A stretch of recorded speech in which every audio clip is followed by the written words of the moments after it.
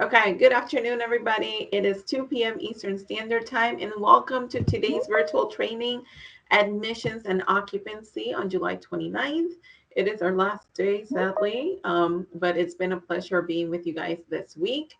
So we're going to go over some items one more time. I am Corliss Anthony. I am your Training and Development Specialist for the Native Learning Center, and I'm here to help if you guys have any background issues at all.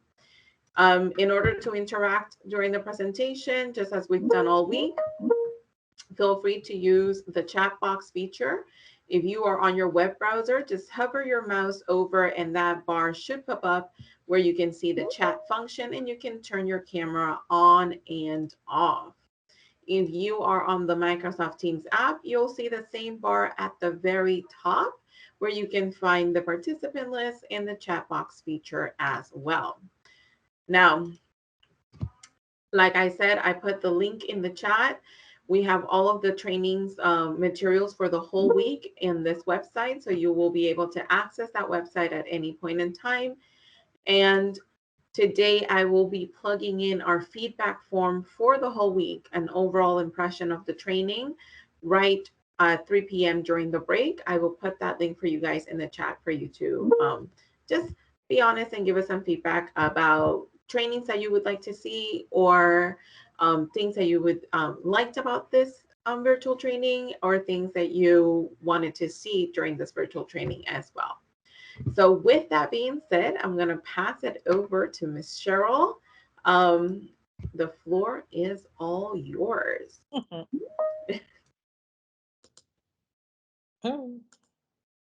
Okay, can you see my presentation? Yes, ma'am. Okay. Well, welcome back, guys. We're on the last day. We didn't finish yesterday's. We had that glitch. So we should get everything in today. But when you go to follow along, as you can tell by this wonderful admissions and occupancy agenda here, we now have section 11 in today's presentation, but on the PowerPoints that you're provided, they're the last part of yesterday, if you want to follow along.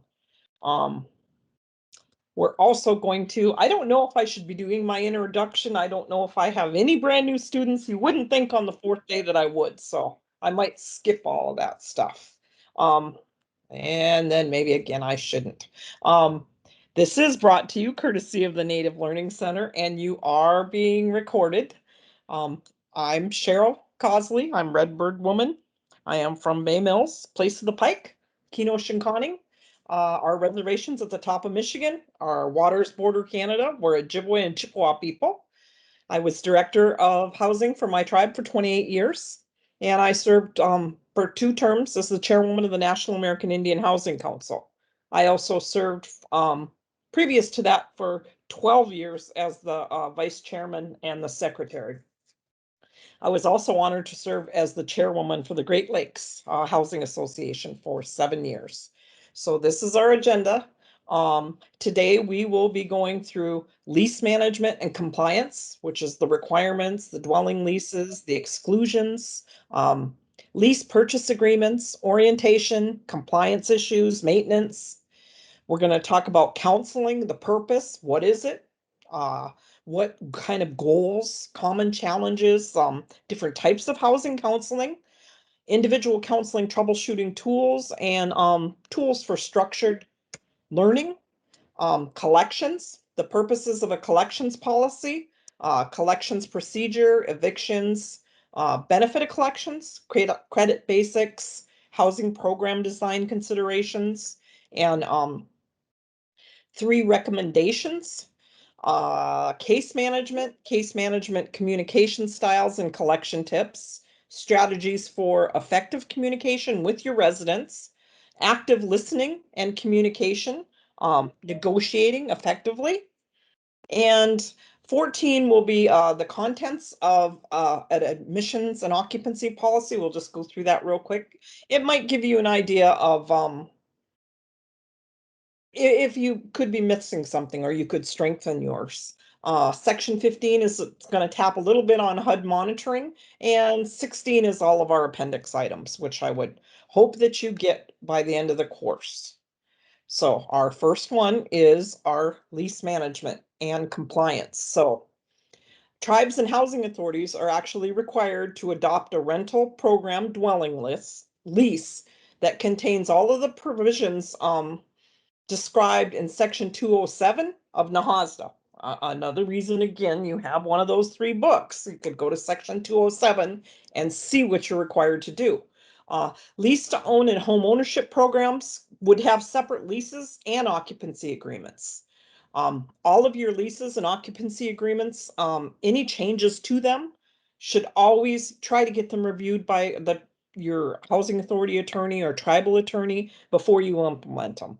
Because it's a lease document, I know a lot of policy, the majority of policy is written from the staff within, but there's certain documents that you want to just make sure that you have that legal eye look at. And your lease would definitely be one of them when you do anything with that. So leases, except to the extent otherwise provided by or inconsistent with tribal law, in renting dwelling units and affordable housing assisted with grant amounts provided under this act, the owner or manager of the housing shall actually utilize a lease that you're not allowed to contain unreasonable terms and conditions. You're not allowed to require the owner or manager, or you are allowed. You have to require the owner or manager to maintain the housing in compliance with your applicable housing codes and your quality standards. Require the owner to give adequate written notice of termination of the lease, which shall be the period of time required under your state, your tribal, or your local law. But you have to give them written notice of termination. It has to specify that with respect to any notice of eviction or termination, notwithstanding any state, tribal, or local law, a resident shall be informed of the opportunity prior to any hearing or trial to examine, and you have to let them examine any of the documents you have, relevant documents, records, regulations, directly that's relating to that lease termination, to that eviction. It requires that the owner or the manager, that you do not basically terminate that tenancy during the term of the lease, except for really serious or repeated violations of terms or conditions of that lease. Violations of applicable federal, state, tribal, local law for other good cause, and you provide that the owner or the manager may terminate the tenancy of a resident for any activity engaged in by the resident or someone within their household or their guest or other person under the control of the resident that threatens the health and safety. That's what you're responsible for the very most. You are to provide peaceful enjoyment to all of your tenants, so you can't have somebody else disrupting it. It extends to your employees. They're not allowed to harass or intimidate any of your housing staff or the owner or manager of that housing. Anything that threatens the health or the safety of right to peaceful enjoyment of the premises by persons residing in the immediate vicinity of the premises, or a criminal activity, including drug-related criminal activity, which can happen on or off, and you can still evict them when it's drug-related. You make sure when they've made it through the process and you're giving them all the rules, you just that they get it through, that they understand, that they walk out that door knowing that they're responsible for their guest. If their guest does something, you can evict them for those actions because they've invited them. So if nothing else, make sure that they've got that and they understand it. So your dwelling lease is one of the most important documents that you have that you'll use within an occupancy thing. It defines your contractual obligations between you as the recipient and that resident. It offers the opportunity for the recipient to exercise its discretion However, there's several suggested do's and don'ts you could consider. There's a list of exclusion or inclusions contained in Exhibit 11.1, and a sample dwelling lease is also in Appendix 20. So rental lease inclusions are identification of the parties who are going to reside in that dwelling unit. They have to list them all, and you have the right to okay all of them. Make sure that your occupancy policy discusses how long you consider a visiting guest before you consider them permanent. And you always, always, always have the right to run that criminal lien on their guest. But everyone knows what the invisible guest is like in housing. Oh, no, they don't live here. I know I had somebody doing that and I was arguing. Then all of a sudden I said, can I see your driver's license? And they pulled it out and it was listed. That's how long they had been there. The driver's license had our address on it. So the term, the amount and due dates of your payments, any other charges that resident could incur, the amount and the use are of your security deposit, the resident's right to use and occupancy, the receipt of the policies. Always, always, always make them sign policies on the back page, 2 of them, rip one off and you put it in the file. And when they say, you didn't give me that policy, you pull it out of the file and this is your signature. Notice procedures, court jurisdictions, recertifications, what happens with changes in house payments, household compositions, utility services. They've got to be able to have those utilities in their name. Places will vary. Where we are in the north, we wouldn't allow, I think it was 7 days. The 7 days is the most anybody could go with the utility shut off and they were automatically evicted because you could lose all your property within that time if you don't have heat. Tenant responsibilities for utilities and the solid waste. Utility services provided, if any. Recertification, changes in house payments, household composition, inspections, resident maintenance responsibilities, housekeeping standards, defects, hazards to life, health, or safety. I had somebody that was trying to get natural gas from an apartment next door, or a house next door. You have to really, really be careful what some people will try to do. Tenant caused damages, charges, how you're going to correct it, your corrective actions, entry a dwelling unit during tenancy. When do you have the right to go into that unit? Grievance procedures, provisions for modifications, what you're going to do with in regard to criminal activity and illegal drug use. Appliance use is intended. Not using like the kitchen stove to heat the house. Septic system guidance, proper use. Please don't be flushing 2 packs of wipes at the same time and condoms and whatever, they need lessons a lot of times. Don't pour the grease down the trap. Appliance use is intended, not using, certain things, certain ways. Your obligations as the recipient of those funds, what you're bound to do for them. Evictions, your administrative remedies, signature clause, pet and livestock restrictions. I had somebody try to bring a horse in and the wind would go the wrong way. And in some places horses are allowed, but here they're not, so parking restrictions, abandoned vehicles. Be strict on your abandoned vehicles, guys. You'd never want to lose a child. The good rule of thumb is make sure it's license, plates, current registration. Dwelling leases. Some suggested addenda to dwelling leases. You can always put an addenda on a dwelling lease. We did it. No guns, no alcohol. We had all sorts of things. These items are part of the lease and are usually signed and dated separately by the resident. The reason they're included with the lease is because the information or requirements could actually change periodically during the term of the lease. It's easier to change the addendum rather than the entire lease. So they would recommend that you put the occupants residing in the unit on an addenda. So you don't have to redo the whole lease. You just do that particular page. Notice of payment and collection procedures, just in case you change them.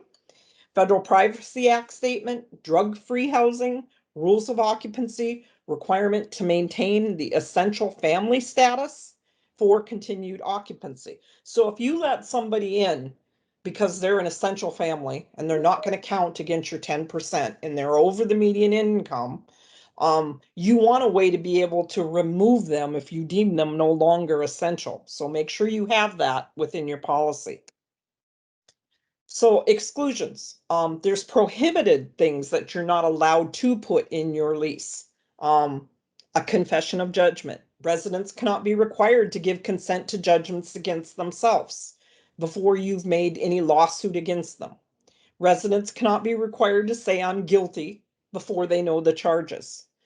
A seizure of personal property for rent or other charges. It's not allowable for you to go in and establish an agreement that will permit you to take their property or their possessions as collateral for rent or other charges that you've got specified within that lease.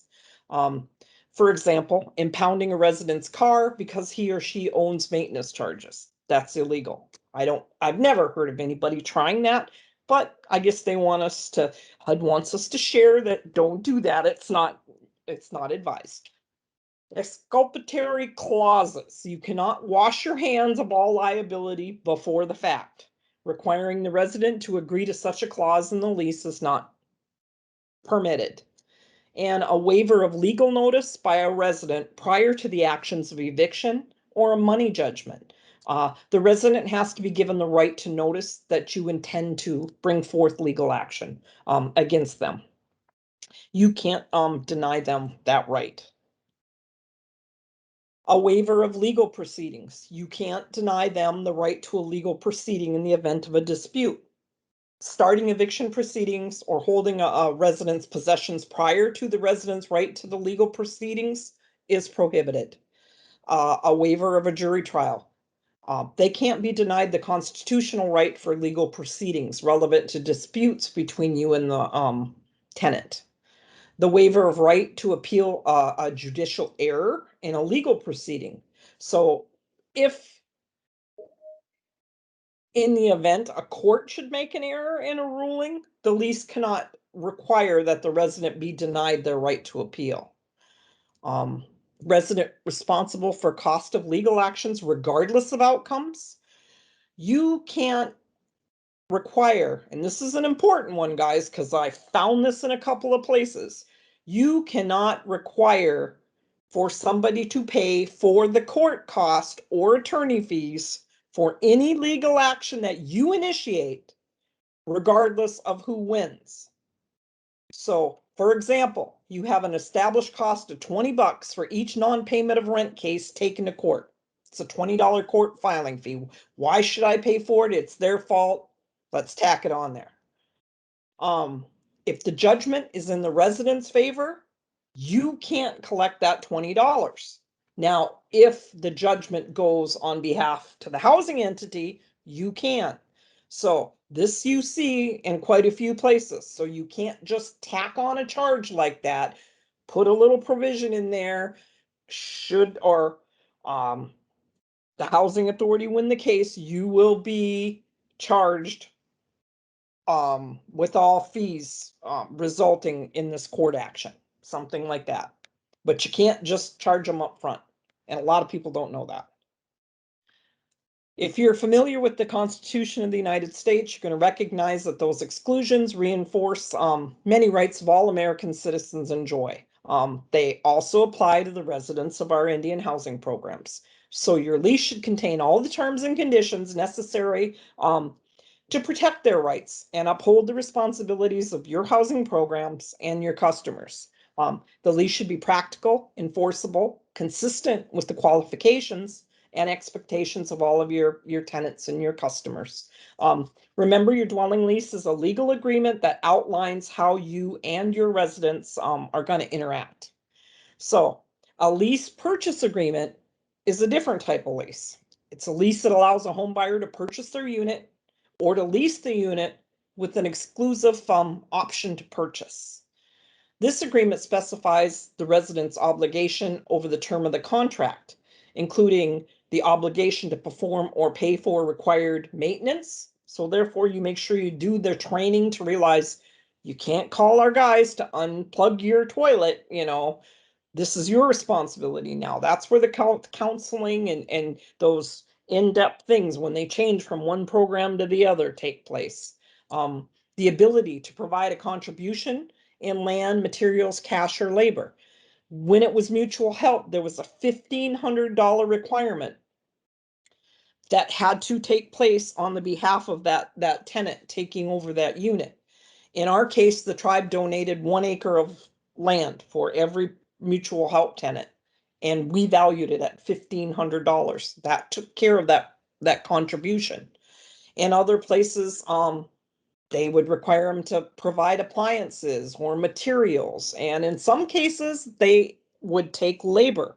The thing with labor is sometimes you don't have a real good, I don't want to say skill set, or the insurance purposes also. So depending on the contractor, that labor sometimes, unless they were a skilled licensed tradesman, it was sometimes hard, unless it was towards like clearing the lot. So that's where you see that at. The capacity to pay monthly homebuyer payments and also pay their utilities and the monthly administrative charge, if any. The majority of our programs still have administrative charges of some sort that go with them. So financial eligibility criteria for homebuyer programs are a lot more stringent than our rental programs. Some recipients have separate admission policies designed to identify the prospective homebuyers with the ability to meet the obligations of those programs. Admissions and occupancy policies can also include mandatory housing counseling as a requirement to help the participants understand their social responsibilities as participants within that housing program. So orientation, regardless of your program type, you should be doing an orientation for an applicant, that family with a thorough review of all the lease agreements that you're going to use.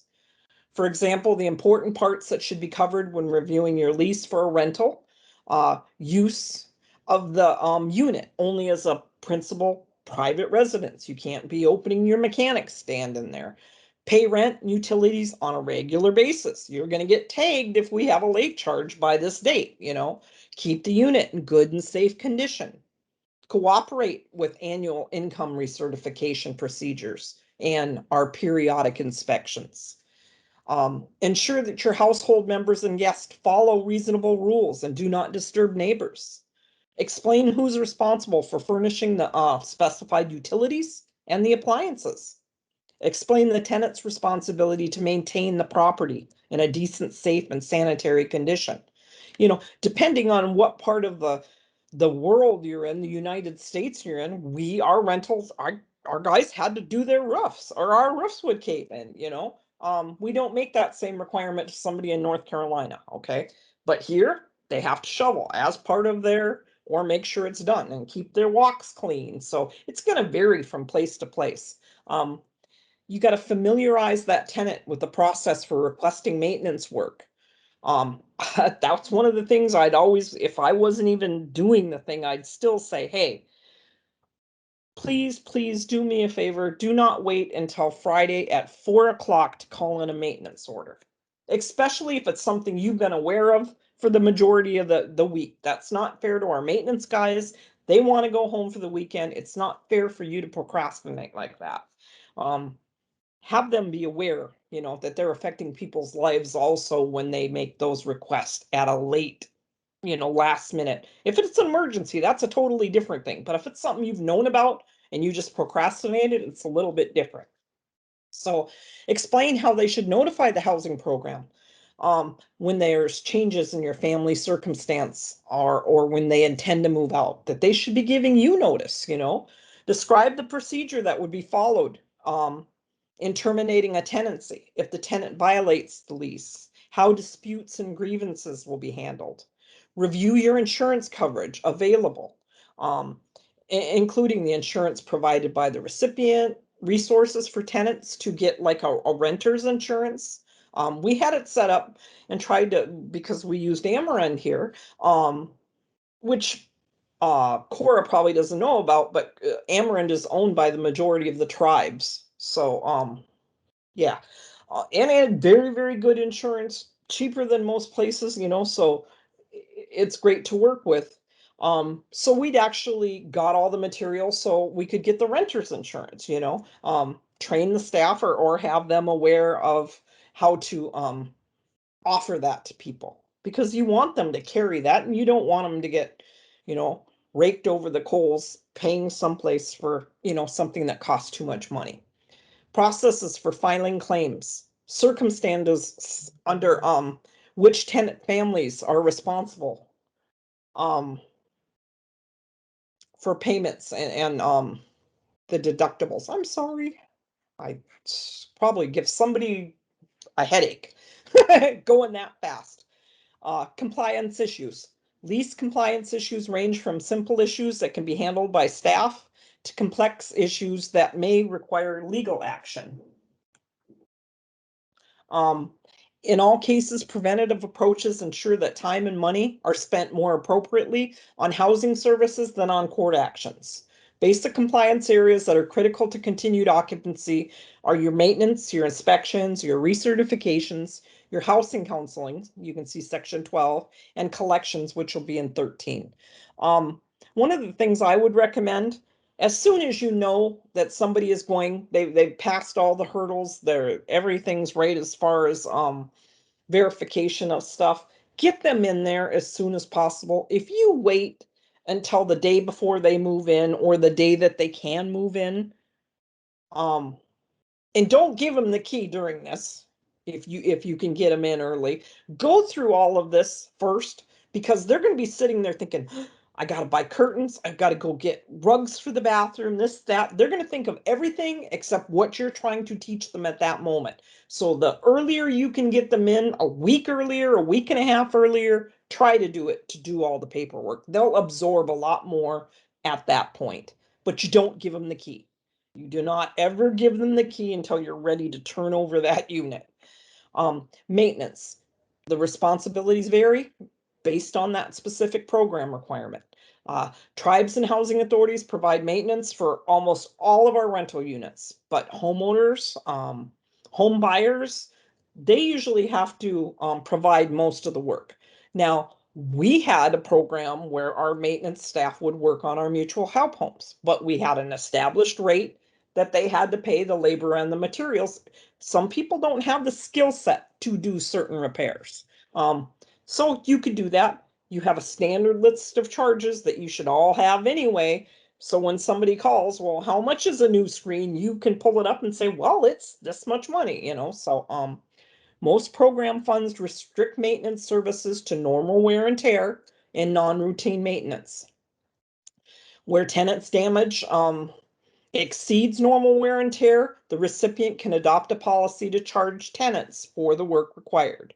Not can, should. You guys have to have a policy for that, otherwise you'll get burned. Maintenance policies describe the responsibility of the recipient and the tenant. A basic policy covering at least the following topics provides a helpful tool for occupancy staff working with the families. The difference between emergency, urgent, routine, and non-routine services. Vacated unit repair, preventative maintenance, inspections, rights of access, work order process, standards of work, schedule of cost, forms, maintenance counseling. It's a good idea to include excerpts of your maintenance policy within your lease agreement. Regardless of the housing assistance programs, all the families are expected to maintain that property in a safe and sanitary condition. Exhibit 11.2 contains a sample failure to perform maintenance clause included in a home ownership agreement. The other thing is, try to get some ID for your maintenance guys. At least, a tribal ID that they can show that they're a housing authority employee. Give them caps, give them something so that they know that when they come to that door, that you should be letting them in. Now, if you're from a community the size of mine, they know 98% of everyone. Okay, that's just how it is. It's called as the res turns. Big housing authorities, you don't have that privilege. Your vehicle should have something marking that, and your guys should have some form of ID. And if possible, please go in groups of 2, especially if there's no parents home or something like that, or young girls, or lockouts in the middle of the nights. Protect your staff. Always try to have 2. Failure to perform maintenance. Failure of the participant to perform maintenance obligations constitutes a breach of this policy, because this is a sample, and is grounds for termination of program assistance. Upon a determination by the housing staff that a breach has occurred, the staff shall require the participant to agree to a specific plan of action to cure the breach and to assure future compliance. The plan shall provide for maintenance work to be done within a reasonable time by the housing staff in a good workmanlike manner in accordance with the Uniform Building Code. If the tenant fails to carry out the plan, the tribe shall have the work completed and charge the cost to the participant. Such charges will be billed to the participant as additional rent. I don't know why they say as additional rent. We put it in as, it's a charge for maintenance. So inspections. All housing programs have requirements for unit inspections. A tribal housing program that's responsible for the management and the operation of 1937 Act, so you'll see that referred to as CAS, that's your current assisted stock, and housing developed using Indian Housing Block Grant funds have to perform inspections in accordance with the PIH Notice 2012-45. Initial inspections have to be performed on all units constructed, acquired, or rehabilitated with NAHASDA funds. These units have to be inspected by a recipient subsequent during the provision of such assistance and prior to occupancy by the beneficiary household or the instance of owner-occupied housing upon completion of a rehab, to ensure that that work that was performed or the condition of the housing meets the approved standards. It's strongly recommended that the recipient document when and by whom the inspections were performed, and that the results of the inspections be maintained by the recipient and made available during an on-site monitoring review. So there's a couple of things here. When your maintenance guys go out, 95% of us have smartphones now. And if there's more than 2 of them and you're taking pictures of your unit, have them take a picture of the other one in the unit holding up the phone with the date on it.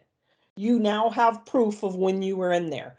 And if they say that hole wasn't there, well, this was the date the hole was there, because a lot of us use that computerized software, which also has really good inspection things. You can hook them up to Kindles or iPads or whatever.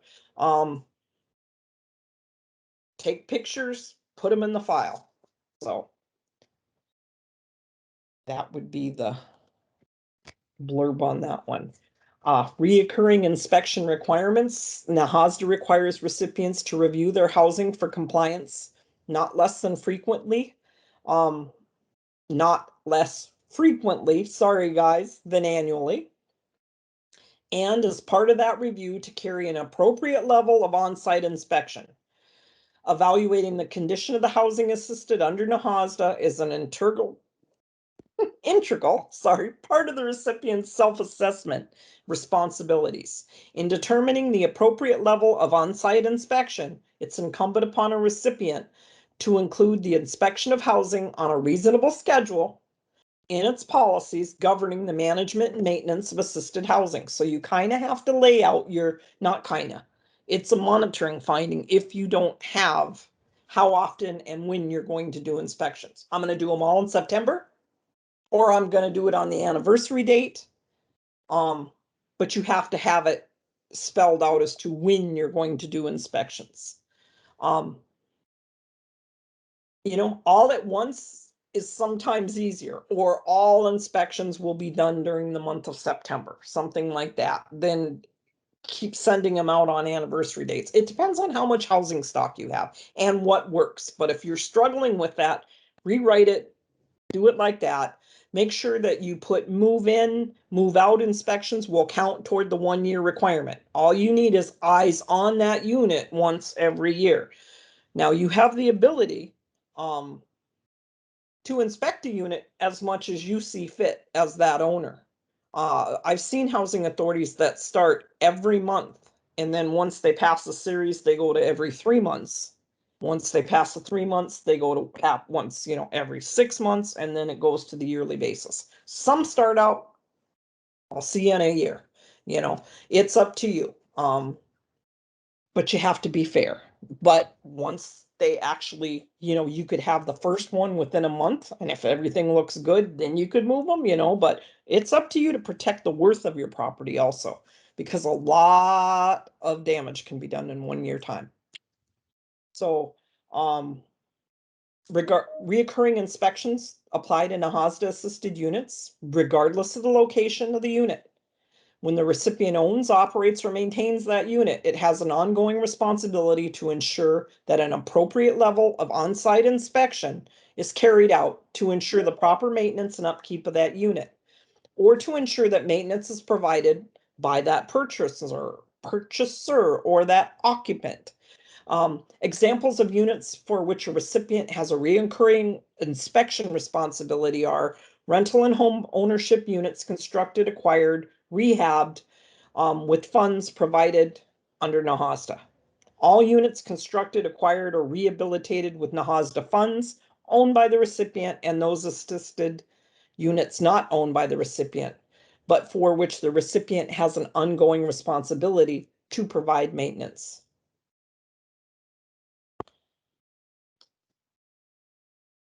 All units constructed, acquired, and or rehabilitated with NAHASDA funds, operated, managed by the recipient, but maintained by the occupant purchaser under a lease purchase agreement. Rental units that are constructed, acquired, rehabilitated with NAHASDA funds, and owned by the recipient, but operated or managed by another entity. So even if you're a sub, you have to make sure that all the way down that sub-recipient is doing those inspections. Rental units constructed, acquired, and rehabilitated with NAHASDA funds that are owned by another entity, but are operated and managed by the recipient as affordable housing under NAHASDA. So basically, you have to do it regardless of what program, pretty much. Reoccurring inspection requirements. They do not apply to owner-occupied units that receive NAHASDA assistance for rehab, or units that are being purchased by a family with NAHASDA-based financing or mortgage assistance. These units would, however, be subject to an inspection prior to and during the period of rehabilitation. You have to make sure you're spending your money correctly and that it's up to, your standards. Or prior to purchase and occupancy of a beneficiary household to ensure recipient standards of qualities are still met. Lease purchase units occupied by a family are subject to reoccurring inspection requirements because they are owned, operated, or managed by the recipient. Reoccurring inspections requirements are also not applicable to housing units that are assisted with NAHASDA funds, but not owned, operated, or managed by the recipient, like a Section 8 type unit or a student housing if you're giving, if they live in a dorm and you're providing that type of housing assistance. The recurring recipient inspection requirement will eventually terminate. For rental, the requirement expires when the unit is no longer required to remain as affordable housing or the end of its useful life. Now, what used to scare us, when we were looking over all these laws is once that you basically say it has no useful life, your subsidy might stop with that. That's what we were always, so we always, give a good long useful life on our rentals. The requirement expires when the unit is no longer required to remain as affordable housing upon the end of its useful life and defined under 24 CFR 1142.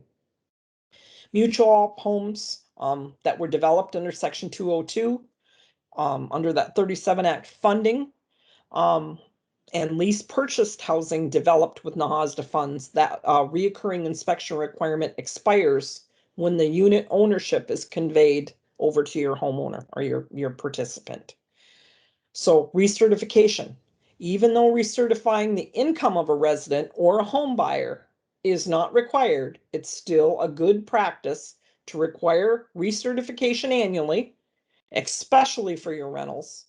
The purpose for recertification is to determine and adjust, if required, the monthly payment to be charged, and to determine if that unit size is appropriate for a rental program resident, and to make sure you're not charging them over 30% of their income. Scheduling. So when it gets to scheduling of recertifications, they can be scheduled on the anniversary date of the lease or the home buyer agreement execution.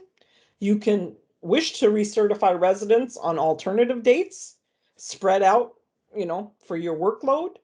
All the residents of a certain community or neighborhood could be recertified at the same time. That's how we used to do it. Alternatively, dates may also be desirable, especially when families are dispersed over a wide geographic area. So those alternative dates might work better for you. But in any event, recertification scheduling should be well planned so it can be performed in a timely, effective manner. When I go in and I help people with monitoring, either preparing for or fixing, that's one of the first things I do is you guys need some 5-year calendars so you can start writing and make sure that you back it up enough to get it done when things are due. You keep it on your desk and you pull it out. Okay, this guy's got to be recertified by here, and I've got to notify him 30 days back. So you put a date on a calendar so they have that and they can have an idea. They need it for the IHP, the APR. It's got to be reviewed by the council. There's lots and lots of dates out there that that 5-year calendar comes in very handy. So you should begin your recertification 90 days in advance of the scheduled recertification date. That's the recommendation. You can elect to send out an initial notice in advance to schedule the recertification interview and provide a checklist of what you'd like your resident to bring to that recert interview. During the interview, the staff members should obtain the proper signatures on the verification and release forms.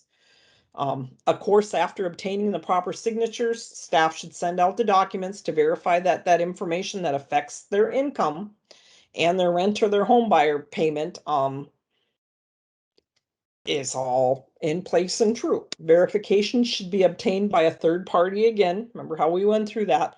Once all verifications are obtained, complete that necessary income and payment calculation. This procedure should be completed no later than 30 days in advance of the scheduled effective date of the recert. And this affords the time to give the resident the proper 30-day notice of a rent increase, if necessary, as required by the majority of our tenant landlord laws. Also, I have seen monitoring findings that come out for people that write a lease for longer than a 1-year period. So whoever's redoing that lease, if it's May 30th of 2020, you make sure it's no longer than May 30th of 2021, because you get tagged on it. HUD's looking at it. If it's over a year, even a month, you'll get a finding. And they come after your research. Your research have not been done in a timely manner. So, recertifications eligible, initial applications, no rent charge or change for that first year. You're going to do an annual one. You do an interim if required. If their income changes by like $250, they have a change in their household composition. Recertifications, your difficulties, your move out ineligible, so this is kind of like your chart. So you may establish policies and standards for the adjustment of monthly payment charge between regularly scheduled recertifications. That summer person that teaches and then goes to the park. Your policy should be effectively communicated in writing to your residents to assure that they understand their obligation to report intern charges and income and household characteristics that affect their rent and home buyer payment. Every one of our, that's one thing we made sure we need to know when your income changes. Call us up. You know, you don't have to, and we'll tell you if you need to bring anything. I lost my job, I got a raise, I switched jobs, you know, we want to know. So I had them call regardless. It's a good idea to have something in your lease or your policy that states that the tenant does not promptly report income changes, that the recomputation of rent will be backdated to the date that the change occurred. So that would be language you would do, that you have the right to charge them. It doesn't matter if they don't want to tell us for 4 months, you're still going to pay that 4 months worth. Some examples where intern recertifications could be appropriate. They lose their job, they go on unemployment or welfare, they retire and they go on Social Security. Someone within the house passes away, there's a loss of income or a change in family composition. A resident moves out, there's a change of income and family, you know, the 25-year-old son finally gets out. A resident changes employment and receives a substantial increase in pay. A resident has a baby and there's a change in the family composition. A resident who was certified as unemployed gets a job, or experienced a substantial increase in allowances, such as a child care medical expense, handicap assistance, excessive travel. They go into a situation where they could get that deduction. One of your residents turned 62. So your policy should guide the implementation of your research process. Your continued occupancy is determined through that process. To obtain the family's cooperation, you should thoroughly cover that requirement when you go through your orientation and the lease review session. Non-compliance should typically follow the same process mentioned above for compliance with maintenance and inspection requirements. So corrective actions. In all instances where there appears to be a failure to perform, legal action should be preceded by taking the following actions. You initiate that communication by phone, maybe schedule a home visit, write that first letter to explain the following. We've made the following efforts to contact your family to tell you what's going on here. This is the nature of your issue. This is how we would, the process we'd like to use to resolve this issue, and the time frame by which the housing staff has to be notified.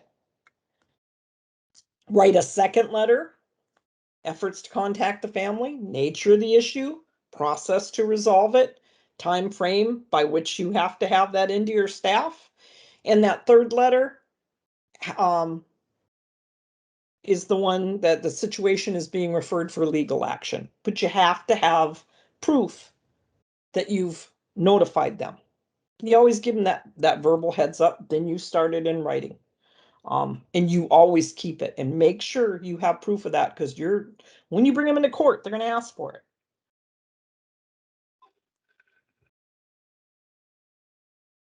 When dealing with maintenance, recertification, collection, that documentation is critical if legal action is pursued. Letters describing noncompliance and the corresponding corrective action details must be supported with your written documentation. Phone contact prior to submitting a corrective action plan facilitates the opportunity to prepare the family before they receive that notice. Appendix 23 contains sample letters, actually, that you can use to describe a non-compliance issue and some of the corrective action plans to be followed. So now we're going to go into counseling. So increasingly, basically, our Native people are accessing housing assistance opportunities through a wide variety of our programs as we expand them. Tribes and our housing authorities are offering program designs such as tenant-based rental assistance, emergency housing, lease with an option to purchase, rental housing, down payment assistance, home purchases. As a result, housing counseling is becoming more and more critical to help our families negotiate through that myriad of housing programs and all of the different requirements for each one. They're all different. Ongoing housing counseling can be a critical component of helping residents to remain successful as homeowners or even as your renters. Housing counseling is a process in which the sharing of information between a client and a housing counselor helps to alleviate the client's housing problem. It's personal and specific to each client and usually conducted one-on-one. There's a lot of times you don't want to do mass counseling, especially when you're talking about sensitive areas. The art of helping people to discover ways to help themselves, a relationship between a trained helping person and a client with a problem, the process of solving problems in a professional manner. A housing counselor is a staff person who works with the client to overcome obstacles to meeting housing obligations. Some of the areas of housing counseling include budgeting for finance and housing obligations, debt management, credit repair, homebuyer education, advocacy, self-sufficiency services, financial literacy, maintenance counseling, fire safety, pre-purchasing counseling, early intervention before delinquency, mortgage delinquency, loss mitigation, post-purchase, including home improvement and rehab, mobility and relocation assistance, rental assistance, Section 8, renters insurance. The housing entity covers the building, but not those personal contents. And grievance policy. This is how you go about filing a grievance. Some common housing counseling goals for tribes and housing authorities are to basically increase home ownership opportunities for our low and moderate income families through problem solving strategies, to foster the development of life skills such as household budgeting, financial management, and home maintenance. We got them comfortable, and then the next time we went through on an inspection, it's like, by the way, this is how you shut off the water in your house if there's a massive leak. We had a requirement that our maintenance man lived within 10 miles of all of our units. It doesn't do you any good in the middle of the night or on a weekend when somebody's got a broken pipe to have somebody come from 25 miles away. So that was one of the things we required our maintenance guys as a condition of the job to live within a certain radius. To foster development of life skills such as household budgeting, financial management, home maintenance. The Child Welfare Committee for my tribe, I chaired that for 15 years. We would go in and oftentimes when there was trouble with children, we'd find out that they lack certain skills. And there are a lot of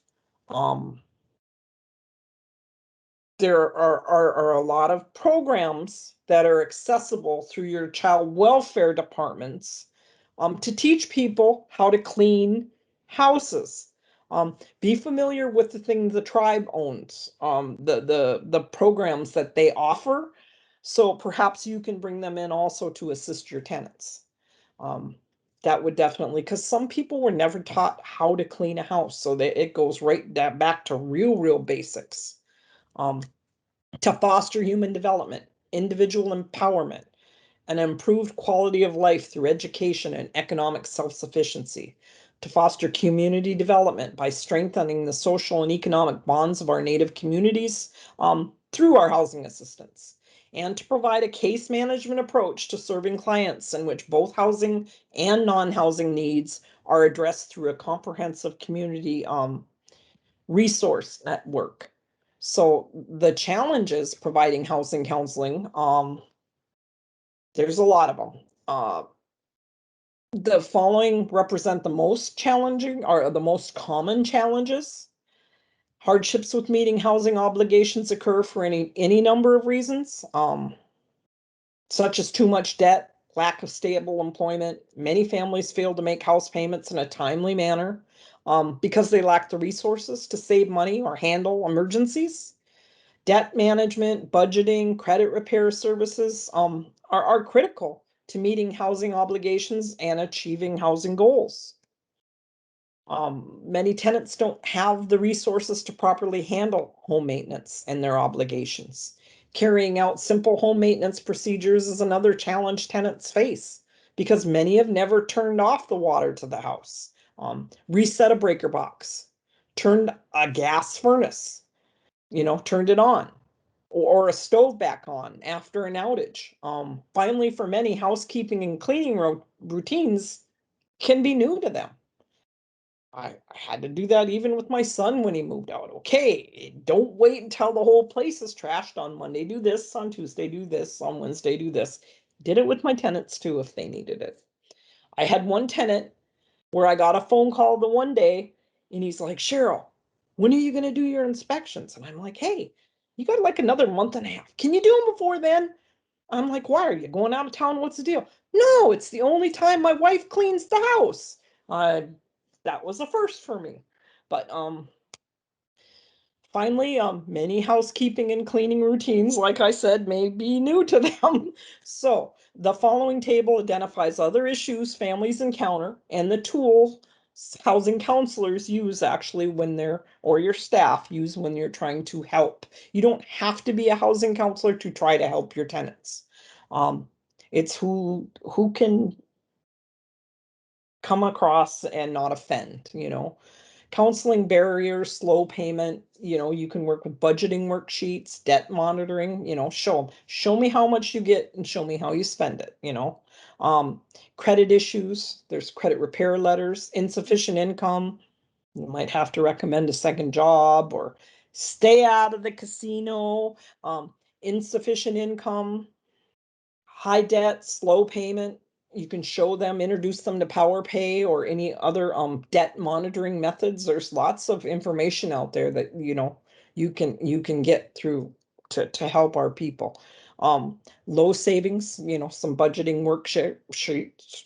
You don't really need to go get a $7 cup of coffee every day. You'd save this much. Employment stability. Resumes, referrals to the tribal office, different things like that. Trust properties, lease resolutions, it varies, sometimes it's up to the housing authority to step up and try to find people that will do that lending on the reservation to help, Housing counseling includes many types that respond to challenges families experience to acquire housing or to meet those lease obligations. Each of the following types involves budgeting, but focuses on the family's needs. Pre-occupancy counseling that match the family with the program best suited for their needs. Rental occupancy counseling assists the family in meeting your financial obligations of leasing. Pre-purchasing counseling assists families becoming mortgage ready. Credit counseling assists those facing credit issues. Debt management helps families better manage their expenses. And post-purchase counseling assists having trouble in meeting their obligations. Wow, I didn't realize that I would have to pay this much in insurance and this much in my heating bills, or, it's shocking to them sometimes. Delivering your services, you programs might have to combine group sessions with one-on-one meetings to give attendees a chance to discuss matters. Like I said, that they might not want to discuss in a group setting. Sessions should be offered at a convenient time and a location. There's a client intake meeting. That initial meeting affords the staff to meet that family, introduce the services that you offer, explain the family application process, the various consent to released information forms. I used to require that anybody 18 or older had to sign that form in front of one of my staff.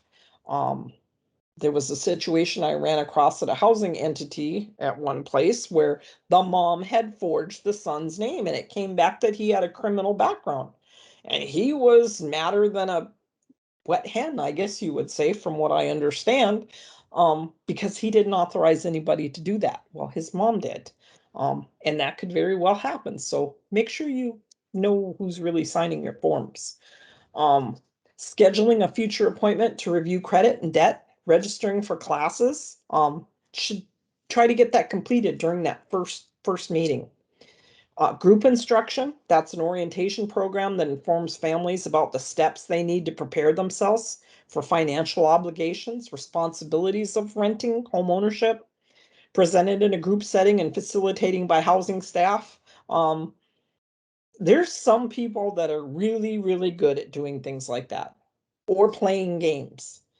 I went to a train the trainer thing where I had to be taught how to play games while I was training. I didn't ever learn how to do that, throw all the stuff in the middle of the table so the kids, so the adult housing staff could play and build things while you're training, but I never learned to do that. I had to be taught. So, programs can combine group sessions with one-on-one to give attendees a chance to discuss matters that they don't want to do in that setting, like I said. So make sure you know the content before you know what kind of setting you're going to invite your people for. That one-on-one services are more effective when 90% of the counseling effort is delivered as one-on-one. Many families experience financial hardship for a variety of reasons. Some duties expected of occupancy staff include the ability to access family financial needs and work one-on-one with that family, to develop an action plan to meet housing goals. That process can involve establishing financial goals, reviewing credit reports, calculating debt ratios, creating or reviewing a budget, develop an action plan which outlines the client's obstacles that they're having meeting those obligations, steps to overcoming them, time frame to get through that, and then you schedule up those sessions, your follow-ups. And Appendix 21 actually shows you a sample client plan. The following tools can assist staff in their efforts to help families overcome challenges to meet housing obligations. There's credit rebuilding letters. They're available through Pathways Home. I would recommend that program, guys. It's a native guide to home ownership. You can get the information, I know, through NIHC. I think the Seminole, I'm positive Seminole has it too. You can reach out and gather this. They have a great program to help to help our people. So they can use by a housing counselor or provided to a client to initiate and document a constructive dialogue with creditors and credit reporting. Powder Pay debt reduction system was developed by Utah State University, and it addresses the issue of excessive debt. It can be used by staff to help their clients develop a family budget using repayment methods and accelerated debt reduction. It's free online. There's the information for that.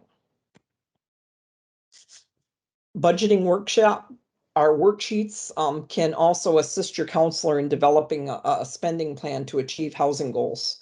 The tools can help a client establish a realistic budget, identify wasteful spending, accumulate the savings needed for family goals.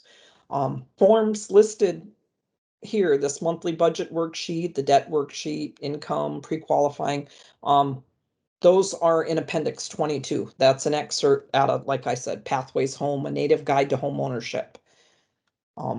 Then you could add or ask for more materials if you're not familiar with that. So tools for structured learning, Pathways Home. This is the different modules which they have, and that 8-module glossary. And they actually have a train the trainer program even with it. So I would highly recommend. It's a wonderful program. So it's 3:03. About 3:15, we'll come back and hit the rest of this stuff for the rest of the day. The one thing that I did want to say though, you as occupancy, if you work in it, after a while, the budget of every family that walks into your housing entity. Get applications from your other tribal programs, learn them, know what, how much a family could earn and still get commodities. Know that the money to help pay for utilities is coming out, and your families, carry those applications, learn those programs, tell them within the tribe, you're not trying to step on their toes, but those families' incomes better than anybody. The more money that they have and the more programs they can access, the more successful they're going to be as a tenant for you. So 3:15, guys, will be break. we'll be back from break and we'll hit the rest of this, okay? Thank you, Cheryl. I'm You're going welcome. to actually put the feedback form in the chat right now for you guys. And so if you guys can please go ahead and complete that for the whole week while we wrap up the last day so that we can know how to best serve you. We greatly, greatly appreciate it. I'll plug it in one more time at the end, but I just wanted to go ahead and give you guys access to that right now. So thank you guys.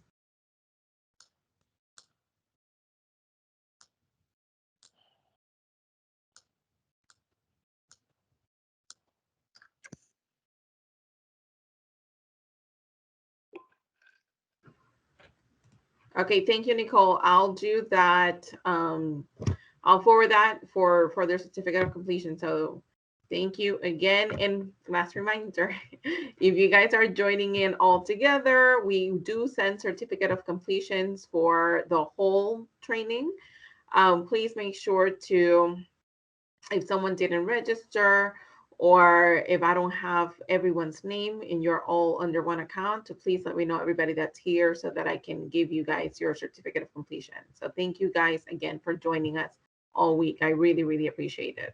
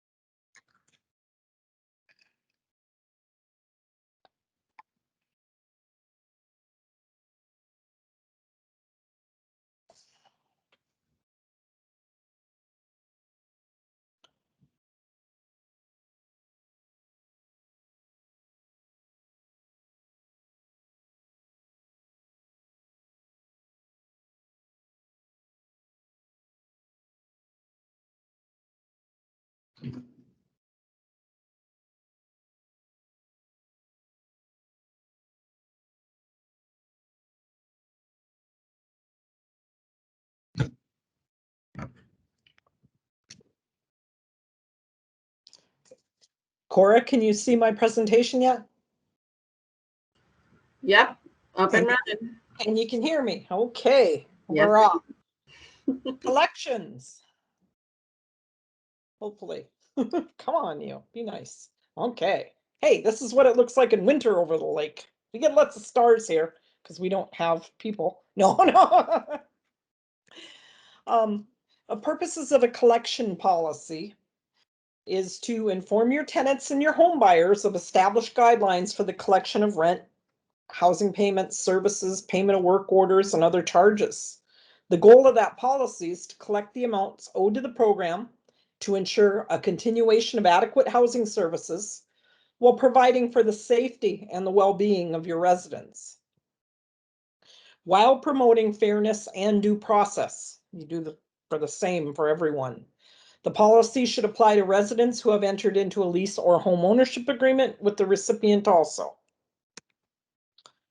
Collection procedures should be these requirements should actually be included in the policy, or may be included. The amount of the required monthly payment can be stipulated in the lease of the home ownership agreement. If the resident fails to meet their financial obligations, including payment of a required rent, the account should be handled as a delinquent account. The ability to meet financial obligations is a requirement for initial admission and continued occupancy. If the resident presents evidence of an inability to make a full payment due to a hardship, the policy could allow for the consideration of an extension and the negotiation of a settlement. The resident should contact that staff prior to their due date to receive that extension. Extreme circumstances may be considered in approving an extension of the due date. Such conditions may include a death of the immediate family or other disaster, medical, that affects the financial stability of that family. When the resident presents credible evidence and clearly shows an inability to make full payment, a partial payment can be accepted. A notice of delinquency may be sent to a resident who has not made his or her full monthly payment by the time specified. The notice of delinquency is a written demand for immediate payment on the past due balance. The notice shall inform the delinquent resident to make an immediate payment for continued occupancy of the housing unit. Upon service of the notice of the delinquency, the resident has specified an amount of time to remit that delinquent amount of full payment, or to commit to that payback agreement. That notice can also recommend that a delinquent resident immediately contact the housing staff regarding any financial problems or unusual circumstances. And the notice could inform the resident that failure to comply will result in a notice of termination. Budget counseling session could be scheduled with that resident during that period of delinquency. And the policy should request or require a minimum of one budget counseling session prior to the termination of a lease of a home buyer agreement. Or a series of follow-up counseling sessions is recommended. A housing counselor is responsible for family budgeting and maintenance counseling. They often have the discretion to negotiate a payment agreement with delinquent residents before a notice of termination is served. They call a tenant account receivable, so they'll call it a TAR when somebody owes you money. When I came into the housing entity that I was at, I had one project of 10 units, and every single one of them owed $10,000 or more. They had shut off the funds to the tribe, which they'll do if you quit collecting money. It was a mess, but they really didn't like me at first when I came in, and that's the first thing I started doing was collecting money. I lived close to the housing authority and actually had to I had a round, like a circular driveway. A lot of people build them like that here because of the snow. And I had to have a Doberman on both ends of it because they were not happy with me that this new young girl came into town, not town, but the reservation, and wants us to actually pay rent. But they started getting houses and got all their things redone, and they were all quite happy about 3 years later. So you can come across you can walk into some huge situations. So try to be very fair and collect your money, even though it seems like you're pounding your head on a brick wall in some places. Your procedures, a payback agreement, you should make sure that's written so that if they breach that payback agreement, how many times you're actually going to allow that to happen. A payback agreement can be negotiated with a delinquent resident as an alternative to immediate termination, though the policy could limit the number of times a resident can actually enter in one within a specific period. You're allowed once a year or once every 6 months or once a lifetime, depending. Failure to make that required monthly payment or breach that payback agreement and termination of the resident's lease or homebuyer agreement may result in a permanent loss of eligibility for future services or benefits offered by your tribal housing program. If the resident doesn't comply with the notice of delinquency, or the resident otherwise breaches the lease, the resident can be served with a written notice of termination by certified mail, return receipt requested. The notice states the reason for the termination. The resident may respond to the notice or may cure the violation or bring the delinquent amount current. Now, you can also have that served and proof of service. Sometimes when you're doing that and they know that you're doing that, they're going to do everything not to even answer their mail. So there's different ways to get around that. So collection procedures, the resident has the right to request a hearing in accordance with a grievance procedure. You've got to have a grievance procedure, guys. You need a grievance procedure for your staff, and you need a grievance procedure for your clients. Two different kind. Otherwise, the recipient may begin its administrative hearing process.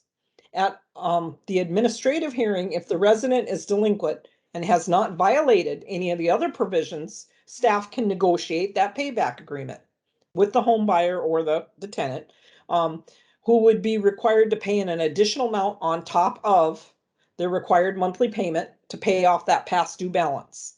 If the resident defaults on the payback agreement, the recipient may commence eviction proceedings. If collection and negotiation efforts are not successful, an eviction proceeding provides a remedy of last resort. Upon termination of a lease or a home ownership agreement and the failure of the resident to peacefully vacate that unit, within the required amount of time, the recipient may have to file a civil action against that resident for eviction and restitution in the appropriate legal jurisdiction. The complaint is usually premised on the breach of the resident's agreement with the tribe or the housing authority. The contractual breach arises from non-payment or failure to make a full monthly payment, and other violations not pertaining to non-payment or failure to make the full payment shall be defined as other just cause. Copies of the lease or home ownership agreement and notices, delinquencies, terminations, administrative hearings, the intent to sue should be attached as exhibits to the legal complaint. The recipient asks the court for an eviction of the resident and judgment on the delinquent amounts owed. If the resident has paid the delinquent amount in full or has made a payment arrangement which has been agreed upon through both parties before that court date, there may be a motion to dismiss without prejudice within that court, along with a stipulated judgment. Alternatively, the court may order the resident to pay the delinquent amount within a specific period of time, or may order the resident to be evicted. The ability to use eviction as a remedy depends on the applicable legal jurisdiction where you are at and for the program being administered. For example, eviction is not used in Oklahoma or Alaska for home ownership programs. So there is certainly good news and bad news with NAHASDA with respect to a tribal housing program's ability to collect amounts due. The good news is the program flexibility allows your housing program to tailor your charges and your responsibilities to your community requirements, the needs, the affordability of your people. No minimum charge is actually required. For example, a recipient could build a home and give it to a qualified family with basic requirements for occupancy and insurance for its useful life. The housing program can even pick up the cost of the insurance. As discussed, the maximum charge for a rental or a lease purchase for low-income families is still that 30%. If you got nothing out of this whole course, do not charge anybody over 30% of that income, no matter what program they're in. With some common ceiling charges on a local fair market rent or a conventional mortgage or a loan.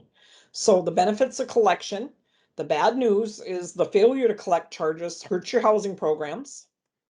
We have limited resources and a tremendous unmet need throughout Indian country. We have to require that our families pay something for the housing services they received. Housing must remain affordable and insured for assistance. Anything over $5,000, it's got to be insured for its useful life. The recipient is responsible to ensure compliance, the cost of collections, insurance, maintenance, repairs, bad debt expense, legal, other costs, all taken away from the potential for other housing activities. So when you don't collect, you can't offer other programs. In the private sector, credit policy is essential to optimize sales, gross margins, profits, and in those different settings. It's a decision-making process that establishes the relationship between the business and its customers. That relationship is often described in terms such as the 4 C's: credit, capacity, capital, collateral. Following the right balance is a combination of science and art. Similarly, in the public sector, governments and nonprofits actually establish policies to extend services to their members, their constituents, or the public. When these services require payment or other types of performance, standards are then established and applied. Pretty much what we do. So, for example, a home ownership program may include both a minimum and a maximum income standard for applicants. A maximum standard because the program is limited to targeting our low-income families. A minimum standard because the program requires a financial capacity to pay a required monthly payment.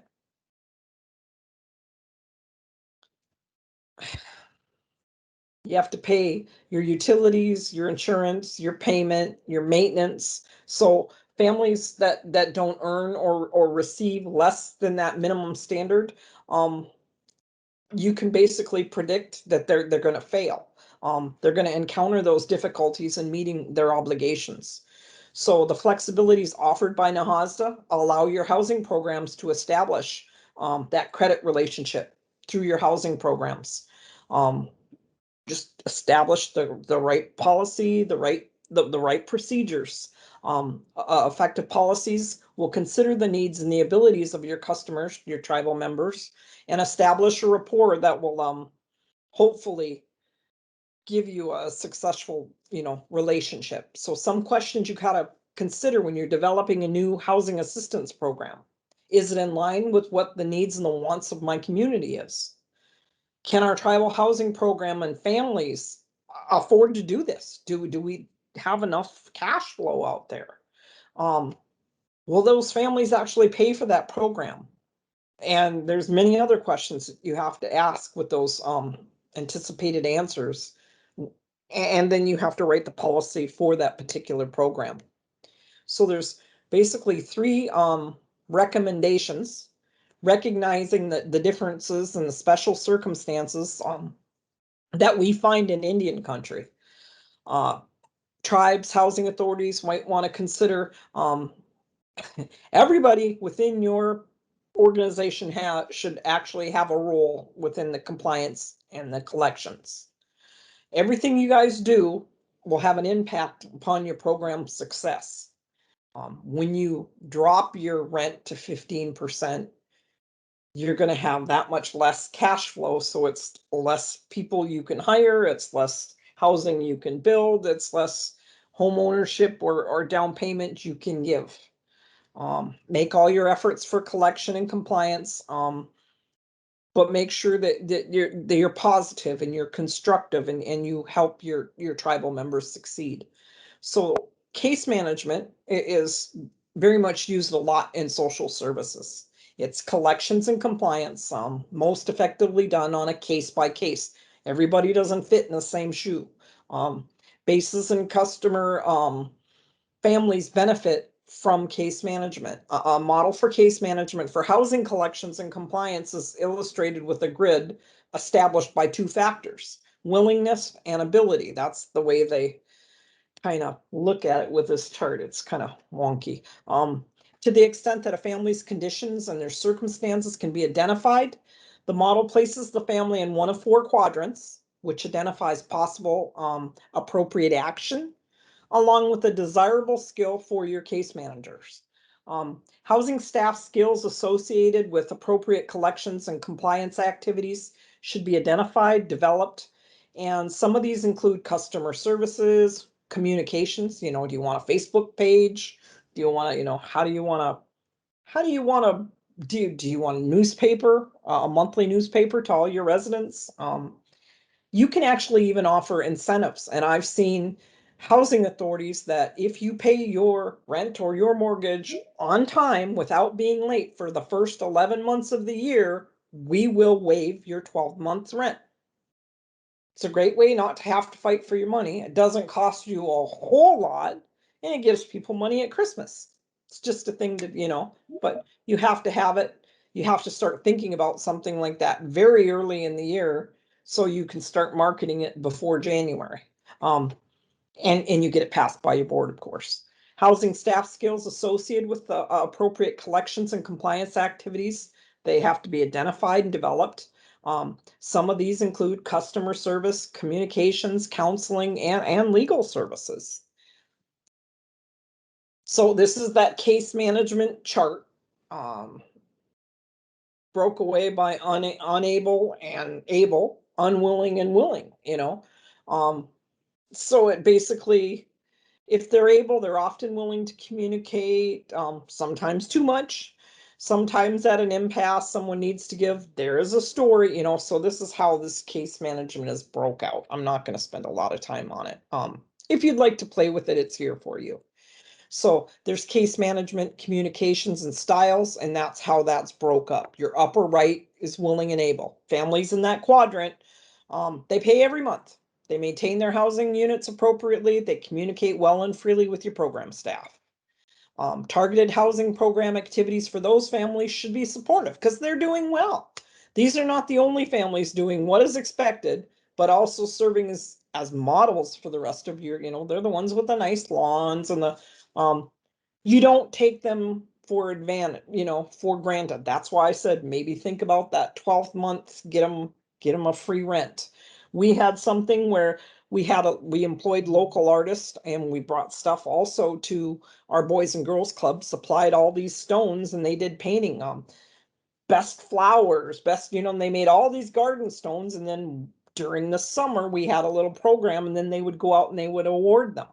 And then they'd have all these stones. They had the nicest shrubs, or they had the, cleanest yard, or so you can do things like that. Upper left is willing but unable. Their families in that quadrant are unable to meet their responsibilities. Down in the other one is unable and unwilling. They can't, or they've given up. And the lower right is, yeah, they can do it, but they don't want to. So I'm not going to read this for you. You can look at it. Collection tips. This is very, very important. Do not threaten to evict people and not do it. You need a schedule. You're going to do something on the 10th day of the month. You're going to do something on the 20th day of the month. You're going to send something out here. Follow it. It doesn't matter who it is. I had my tribal chairman was in a fair market. His rent was late. It was time to send out I'm sorry you're late. You're getting this penalty for this late payment. And my staff said, it's the tribal. I said, I don't care who it is. You treat everybody the same. As a matter of fact, I went in, and when I took over as director, and every employee that came in after the fact, we were not allowed, any of them that were in our housing programs were not allowed to make a late payment. Your commissioners should not be allowed to make a late payment. Make a policy to that effect. That's all you need, is to be trying to get somebody's rent and them to be able to say, well, Bob hasn't paid in 9 months. I know that. Why don't you, just because he works for you, don't allow it. Do not. They had to be payroll deducted. My staff was not allowed to be late. And you should have that conversation with your board members also, if they're in one of your units. You have to set an example. That makes it almost impossible for you if you're not enforcing it with your family, and it extended to my family. I'm sorry, you're in one of my programs, you were here before I got here, but from this point forward, you can't be late, because that'll come back on my shoulders. Went and had that nasty talk with them. So establish that ability and that willingness to evict. If you say you're going to do it, you do it. You match those policies with your practices. Follow up. Make sure your promises are always kept. When you say you're going to do something, you either do it or call them and tell them why you haven't done it yet. Use receipts. Remember to thank them. They're your customer. Recognize a participant of the month. That's something that some people do. Emphasize positive payment history. That's where that 1 month free goes. Aggressively offer job placement services. If you guys know, we used to post all the tribal jobs up on a board. So when people come in, they could walk over that board while they were sitting there waiting for somebody, and all the job offerings were there. Promote that self-sufficiency. Address the toughest case in your monthly staff meeting. Anybody got any ideas? Sometimes it might be the maintenance guy that comes up with a great idea, not the girls in the office, or, let everybody think about it. Revisit incentives for prompt payment. Communicate with both spouses and other adult family members if appropriate. Now, this one, oftentimes one spouse won't be paying something and the other one doesn't know. So sometimes you send 2 letters out, or you call them both. I often would have fathers bringing their daughters or whatever and getting them in their first apartments, because we had apartment complexes also for our younger, 2-bedroom apartments, 1-bedroom apartments. And I would ask them right there, are we allowed to notify your dad if we have any type of problem with payment, problem getting a hold of you, whatever? And they use no, especially when they're moving in. They'd usually say no. We would get that in signature form. And then when they started getting late, we'd call dad. And 95% of the time, dad would make the payment. I don't care where I got my payment from, as long as I got my payment. So that's something you could try. But you have to get it in writing that you're allowed to call them. Communicate with both those spouses and your other adult family members if appropriate, and develop skills in using the appropriate court system. Know how you're supposed to go through those steps. If you don't, invite your tribe's legal staff over for lunch. Ask them to walk you through it and say, hey, I need to know how to do this right. Actively listen, communication. Your admissions and your occupancy specialists, they work real close with your residents during your occupancy to resolve a lot of issues. These issues could include dealing with maintenance problems. By a couple of weeks in, the girl at the front desk used to be able to know what a GFI was. You don't have power on one wall, did you? What unit are you in? Walk into your kitchen, go underneath this thing, and push that button. You need to almost know everything. Everybody, cross-trained, whatever. So, those issues could, like I said, deal with maintenance.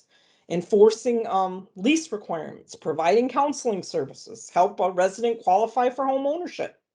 By becoming an active listener, staff can improve their communication skills and resolve issues that arise more effectively. And depending, you can tell when you're working with somebody if the woman's going through like domestic abuse, or, and there's times that you have to be real easy when you work with somebody. You got to be able to recognize certain things, and your staff should be alert.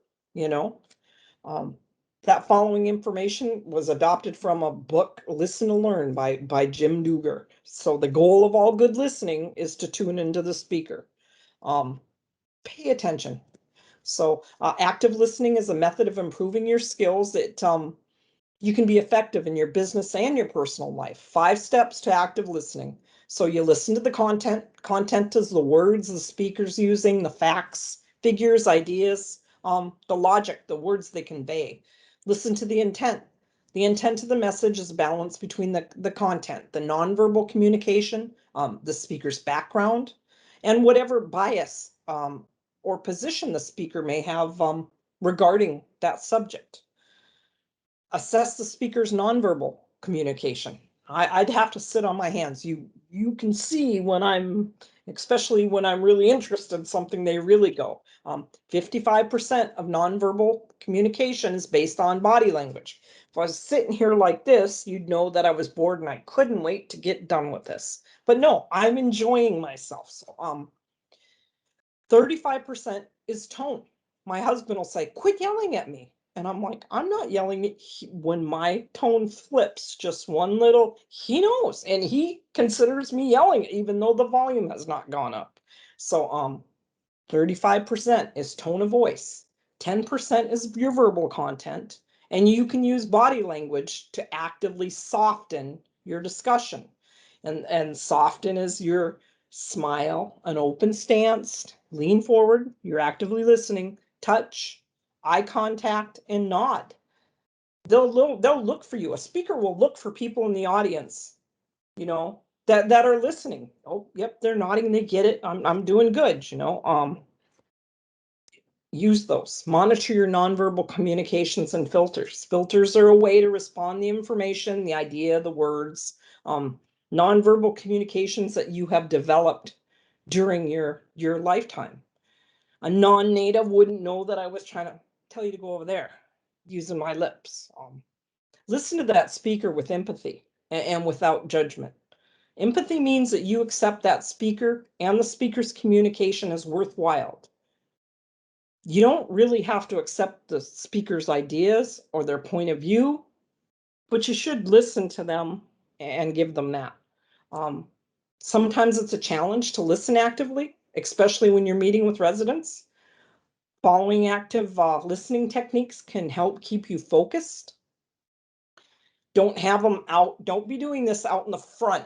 Bring them, have a meeting room, have a board table, have places you can bring them. Eliminate internal distractions. Control don't go in mad. You reschedule if you can't go in there and be calm. Make sure you're prepared. You're there to focus on them. You have a pen, you have paper, have somebody else with you.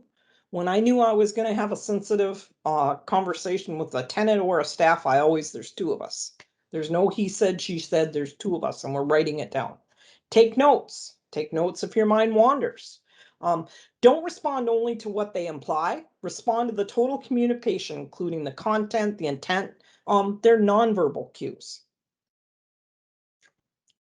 Identify words that trigger your emotions and learn to sit on them. Respond to the speaker without judging. You haven't been in their shoes. Prepare your response, or do not prepare your response when somebody else is speaking, because then you're thinking about what you're going to say rather than what they're telling you. Don't listen with your mind already made up. You can't go in there like that. Negotiate behavior with yourself. Make yourself behave. And if you can't do it, go tell whoever your boss is, or if you're the boss, put on your big girl panties. You got to get this done, but make sure you give them the benefit of the doubt.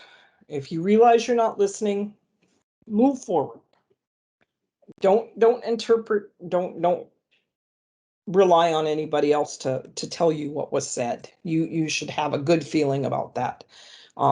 Another great way to make your communications more effective is to be a reflective listener. We talked about that in the interviewing thing. Reflective listening mirrors what the speaker is saying, reflecting to the speaker what you heard, thus allowing a fresh perspective on what they've communicated. Reflective listening is continue to practice good active listening techniques, provide feedback to that speaker, and make sure the feedback is expressed without judgment. So sometimes you're negotiating. In some situations, an occupancy specialist or your staff, you're going to have to negotiate with your residents to solve problems that they encounter. Might be helpful for you to polish your negotiating skills. There's another book on that recommended, letting the other person have your way, not their way, but your way. And negotiation is the art of reaching an agreement through an effective exchange of information. So 8 steps, supposedly. Unravel the mystery of negotiations, understand what drives you and others, learn to celebrate the differences, negotiate with honor, knowledge, and understanding. Do your homework, know what you're going to be talking about before you get in there, how long they've been late, what that tenant history is. I used to hate saying, oh, John Doe's on the line for you, Cheryl. Quick, is he late? Does he, that I'd want a quick background. Why is he calling me? So I'm prepared. I'm not going in blind. Negotiate actively, honestly, fairly, create a championship or a champion from a naysayer, and create satisfaction with hopefully they'll walk out happy. So contents of an admission and occupancy policy. That is in Appendix 10. Start off with your recipient, your summary, your laws and your customs of your tribe, the prohibited use of your premises, about law enforcement, who you call for what, jurisdiction. My tribe, the reservation, has state land right in the middle of it. So my tribal cops, although they're cross-deputized, that's not who you call for that piece of property. So you know your jurisdictions. Overview and history of your program, your recipient, your mission. What's the mission of your housing entity? Your capacity, the structure, your organization, the recipient's commitment to ethics.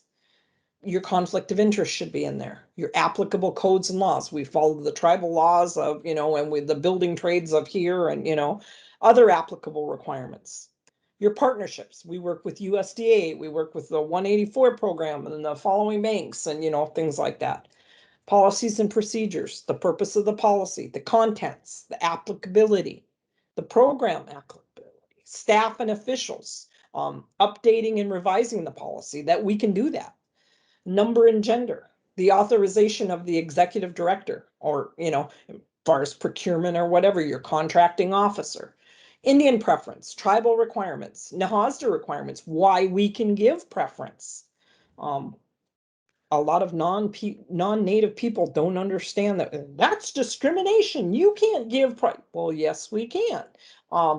Eligibility, the definitions of a family, a household members, overview, family and households, family breakups, what they do with the remaining member of that tenant family, head of household, spouse, co-head, other adults, dependents, full-time students, elderly, near elderly people, elderly families, your people with disabilities, your disabled families, guest. Remember, you're responsible for your guests. Foster children, foster adults, absent family members, live-in aides, guardianship, successorships. Those all should be in that A&O. Eligibility criteria, income eligibility and targeting, social security numbers, family's consent to that release of information, denial of admission, that you have the right to deny them, the overview of your policy, required denial of admission. You're a sex offender. I'm sorry, I'm not, you're not allowed. Reasons for denial. You've got multiple drug manufacturing. We're not going to let you in our apartments. Use of illegal substances, screening, criteria for deciding to deny admission, prohibition against denial of assistance to victims of domestic violence, dating violence, stalking. Are you going to put VAWA in your Violence Against Women Act? Are you going to make that part of your policy? We don't have to, but you could. That's the you do your background on that, and you talk to your board. I think this is a good idea that we put these in, that's up to you. Consideration of derogatory findings. What are you going to do? Notice of eligibility or denial. Your application process, forms, process, charges, communication, accessibility of your application process. You're going to put it online. Placement of the waiting list, essential information for waiting list placement, your applicant files. What's your filing requirements, your file management, inactive files, how long are you going to keep your file retention, confidentiality, who has the right to those. Overview on your waiting list. You're managing your waiting list, your overview, your wait list organization, basics, priorities, preferences, opening and closing that list, placement on there, entering a new applicant, outreach to a family, reporting changes in family circumstances, updating your waiting list, removal permit, and your reporting requirements. In your tenant selection, wait list selection, selection methods, priorities, preferences, notification of selection, the application interview, final eligibility determination, identify your preference and then a priority, your occupancy standards, your overview, how we're going to determine your unit side, exceptions to your occupancy standards, your unit offers, your overview, how many times you're going to offer them, your number of offers, time limit to accept that unit. I'm losing rent money here. Refusal of unit offers, accessible units, designated housing, your occupancy use, your authorized occupants, your excessive use, your guest and your visitor, your unauthorized occupants, or people that you've banned, or somebody that you've evicted from your programs. You better speak to, if I've evicted you, you're not allowed to go stay with your mom in her house that we own. That's got to be addressed. Temporary absence from a unit. Can I go to Florida for 2 weeks in the middle of winter? You know, how long till I have to notify you? Annual income, your overview, your compensation and your household compensation and income, annual income, unearned income disallowance, or a business income, assets, periodic payments, payment in lieu of earnings, welfare assistance, periodic and determined allowances, additional exclusions from annual income, determining your adjusted income, your dependent deductions, elderly and disabled, medical, disability, remember your child care, excessive travel, permissive deductions, whatever your board votes on, and your other deductions. Your overview of income-based rent calculations, minimum rents, financial hardships affecting that minimum rent. Are you going to give a utility allowance? Are you going to prorate rent for a mixed family? Flat rents, a family choice in tenants or rents. I'm sorry, a family choice in rents. Your exhibits, your annual income inclusions, exclusions, treatment of assets, earned income disallowance, the effect of a welfare benefit reduction, and verification, your family consent to that release of information. Remember, multiple copies, or the ability to copy it. And it says that you can send out a copy of their signature. Overview of verification requirements, upfront income verification, third-party written and oral, how you're going to do that. Self-certification, their information and verifying their legal identity, their social security, their documentation of their age, their family relationships, student status verification, documentation of a disability, citizenship or eligible immigration status, and verification of preference statuses. Your income and assets you have to verify, earned income, business, self-employment, periodic payments, alimony, child support, assets and income from assets, net income from your rental properties, retirement accounts, income from excluded sources, a zero annual income, and there's a form for that.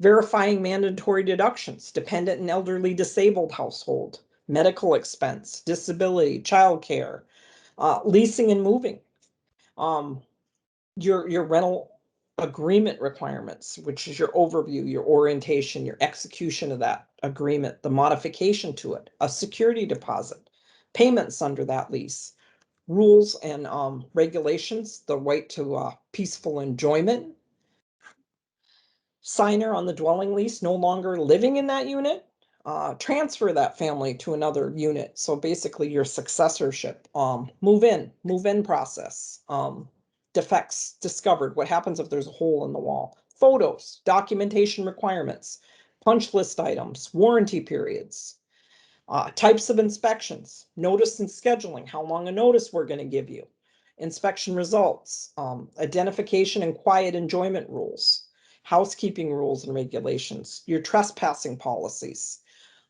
your reexaminations, how often you're going to do them, your scheduling, you're conducting them, how long they're good for. What if it's a flat rent? Is it going to be a full examination? Are you going to re-examine the composition also? Whoa, and it scared me again, guys. Overview, change in family and household, processing that interim re-examination and recalculating tenant rent.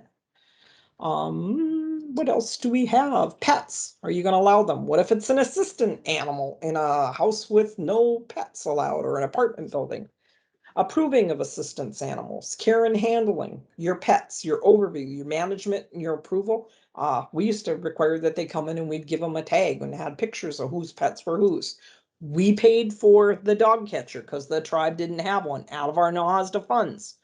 You don't want any of your tenants built. That was an eligible expense. Pet rules, pet deposits, non-refundable nominal pet fees, other charges that you could incur. Transfers requested by your tenants. This is how you do it. The types, the eligibility, your security deposit, what's the cost, the handling of that request. How do you process it? Is there a transfer list? Do you have a policy, a transfer policy? Sometimes, because then you got to go through and repaint the whole house they were in and give them a brand new one to, good cause for unit refusal. Why you can say, no, we're not going to we're not going to transfer you. Deconcentration, re-examination policies for transfers, emergencies, emergency transfers, your procedures, your cost, and recipient required. Adverse action, the cost of it, they're just way too small for that big unit that they're in. Termination of your lease. So all of this stuff should be in there. The overview, the failure to provide consent, social security documentation, if it's for like a methamphetamine conviction, non-compliance with community service requirements, death of a sole family member,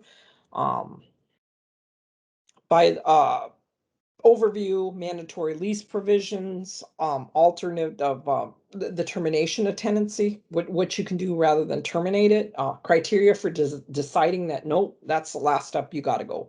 Prohibition against terminating a tenancy, like I said, if it's because of domestic violence or dating violence.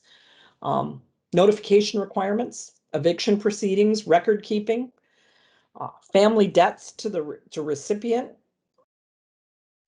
corrective measures and penalties. What happens if they give you an overpayment or an underpayment, a family caused error because they tried to hide it? You're going to go back and I can get that right from the day that you got that raise. Criminal prosecution, if you're going to actually, charge them with fraud. Violence against women, we talked about that. So a notice to the recipient, housing applicants, and tenants regarding the Violence Against Women Act. And to consider in your policies, this is just make sure this is a fraud warning. You might want to put up to $5,000. So here's a fraud warning for you. You would have them sign that, families listing more dependents than are eligible that live in the household, or trying to get benefits for elderly, or not reporting all their assets, or those are the different things. Your release of information, remember I told you it expires after 15 months. If nothing else, get them re-signed during your recertifications. Make sure you have your tenants sign off that they receive your policies. These are some of the policies that you put that leasee signature of receipt and signature receipt on all, on your move-ins and your attachments provided to your existing. Acknowledgement of statements. Signed acknowledgements is proof that the policies and procedures were communicated to your stakeholders, your leasees, your users. Combine an acknowledgement statement with your handbooks to disclaimers for additional protection. Allow attorneys to review and approve your acknowledgments. So I've received a copy of the handbook, policies, procedures. I understand it's my obligation to read and understand this material, to abide by the rules established by this organization. I also understand that I'm governed by these laws and policies and procedures, and that the organization may change them at will. Or I have received the tenant handbook, which outlines both my obligations as a tenant and my privileges as a tenant. I'd agree to familiarize myself with the contents of this book and to seek clarification of any item that I do not understand. I also agree to comply with the standards and rules outlined in this document, and then you get your signature on it. So, discretionary wording. Committing to a policy without the ability to make changes can create an organizational problem. It's important to reserve the right to make changes through your policies and your procedures. So include clear wording in your policies and procedures itself to basically build flexibility. The recipient reserves the right to make modifications to these rules if needed for health or safety purposes. Programmatic purposes, management purposes, or necessitated by a change in tribal code and applicable federal law or regulations. The reasons for determination of ineligibility, so this would go in, there, are based on the recipient's policies and other applicable program concerns or regulations. Although an applicant may meet the basic criteria for eligibility, any one of several reasons can form the basis of a determination of ineligibility. So I often will put that in there, under running the criminal lien and all of that. The following does not represent an exhaustive list of reasons an applicant could be denied for final selection. As a tenant, however, it's illustrative of many common reasons for a determination of ineligibility. So that's additional language. This policy is a guideline only. Circumstances may arise in which we find it necessary to take other steps not specifically designated here. We reserve the right to do so at our discretion. The recipient has the discretion to determine if any other group of person qualifies as a family. I guess somebody had a problem with HUD's definition of a family. A severability clause. Any other portion of this agreement shall be found, if any portion of this agreement shall be found void or unenforceable, it shall no way affect the validity. I can't talk at the end of the day because I was trying to hurry. Validity and enforceability of any other provision hereof. If any portion of this lease agreement shall be found to be in conflict with any of the provisions of ATIHA policies as they now exist, or as they may hereafter be revised or added to by ATIHA, the provisions of the policy shall prevail. So if there's one that doesn't apply, it doesn't make them all null and void. Abandonment of personal property. Upon expiration of the term of this lease or earlier termination of the ATIHA may dispose of any item of personal property abandoned by the leasee in any manner deemed suitable by ATIHA. Proceeds, if any, after such disposition may be applied to the payment of amounts owed by the leasee to the leaseor. You do not want to be responsible when somebody takes off on you or you evict them for all the stuff that's left in that house and have to store it. So make sure you have something there. Have a confidentiality policy. Whereas any tribal housing authority provides decent, safe, sanitary housing, they seek to protect the interest of our residents by prohibiting the exploitative use of personal information to the extent permitted by tribal and state law. The housing authority is also mandated by HUD confidentiality requirements to protect tenant information and housing authority records. In all such cases, the release of housing authority records requires the prior written approval of the housing authority's executive director. You need to be able to protect your tenant information, their files, all of that, even from your tribal council members. Nobody has the right to what is in your files. So you make sure you have a policy. That the policy of the housing authority is to protect the interest of our people that we serve to the maximum extent permitted by law. All employees, members of the housing authority, including the housing commissioners and tribal council, are required to abide by this standard. Only inspectors, auditors, and investigators and others who are engaged in their normal functions as approved by HUD may have access to confidential information concerning our residents and applicants. It's just a good idea to have something like that to protect you. Questions that should be on your application. Do you or any member of your household need any special accommodation for disability? Yes, no. If yes, please explain and provide verification. That will help with your future request for service animals. I had somebody try to tell me they needed a service kitty one time. Our apartments didn't allow animals. So, but you should also know, do you need any special accommodation? Does your policies address emancipated minors? Are you going to allow somebody that's 17 years old and they're emancipated from their parents to apply? Just something you should think about, make sure it's in there. Do you address in your policy the continuation of services for someone who is no longer an essential family? You should. So you can get them out if you need to in the future. Does your policy address continued services if your tenant is no longer low income? It's supposed to address that. They get a big raise, they're no longer, but they're still within your program. Your policies could allow them to continue there, but it's got to be addressed there. Your maintenance of your criminal conviction records.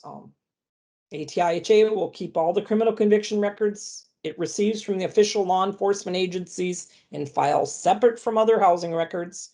The conviction records will be kept under lock and key, under the custody and control of the executive director and his or her designee for such records.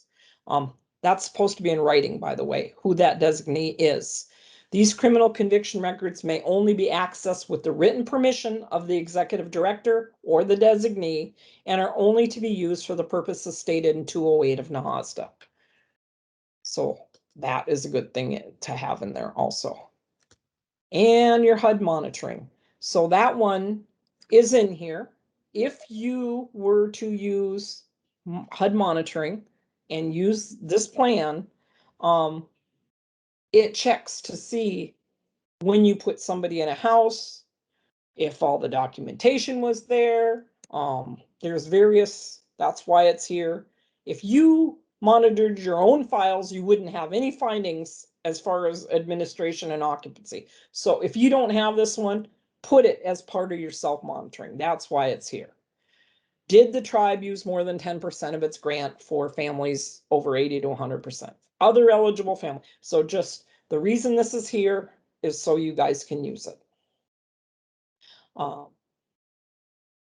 long, but you guys are supposed to be doing self-monitoring anyway.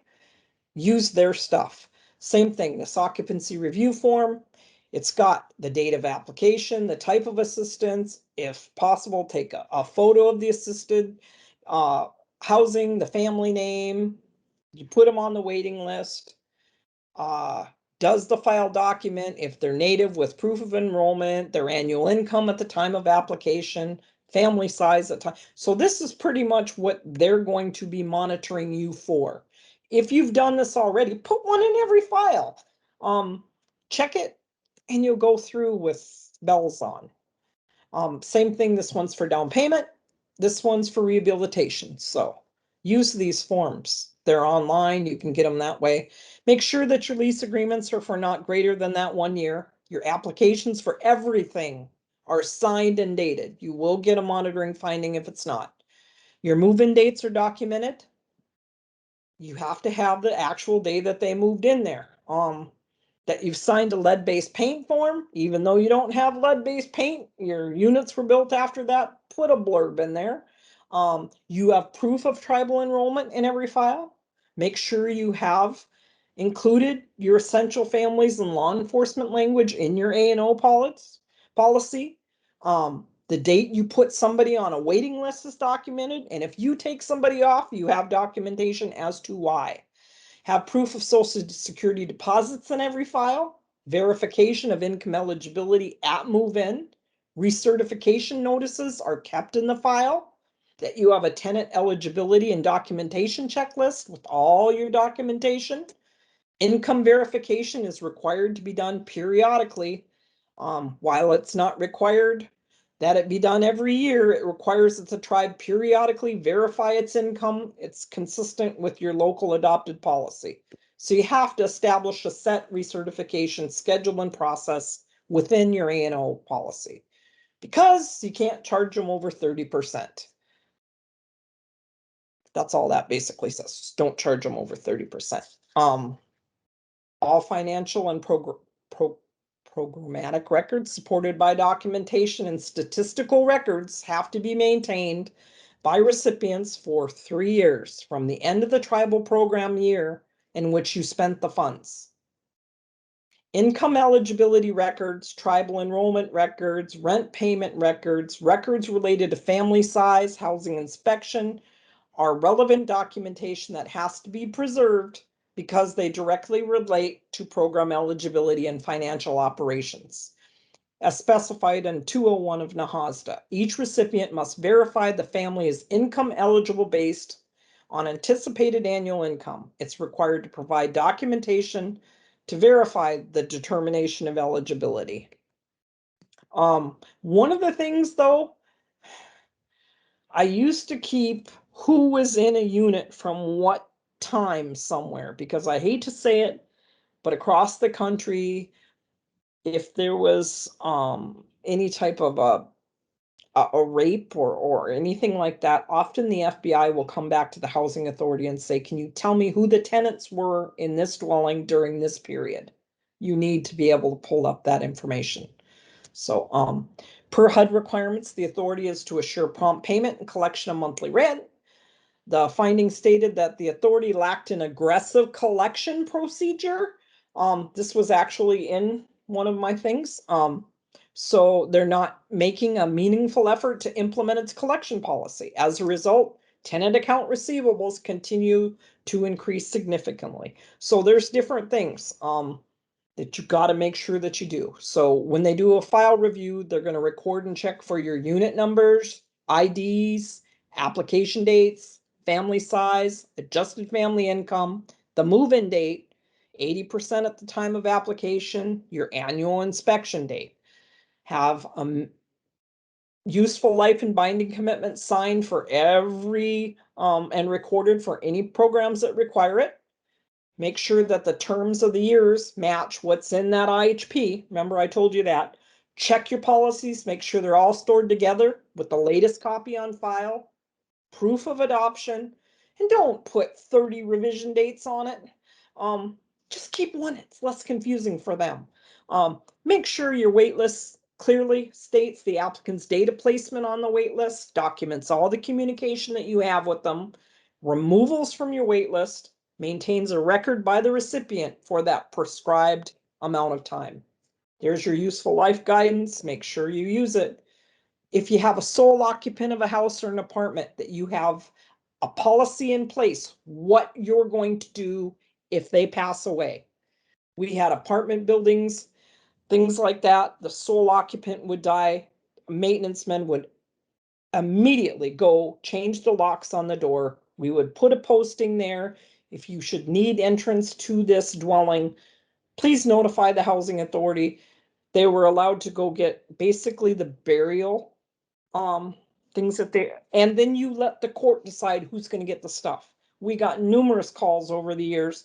If you let my brother in there, he's going to steal everything they have. You know, you have to have a policy about who you're going to let in. So we would, and the maintenance men had to be with them, or the police, and they wrote down everything that was taken out of that unit. So make sure you have a plan for your sole occupants, should something happen to them. And your appendix is right there, guys. Use it, grab it while you can. And that's all, folks, and I'm 14 minutes late. I shouldn't have given you a break, but I did.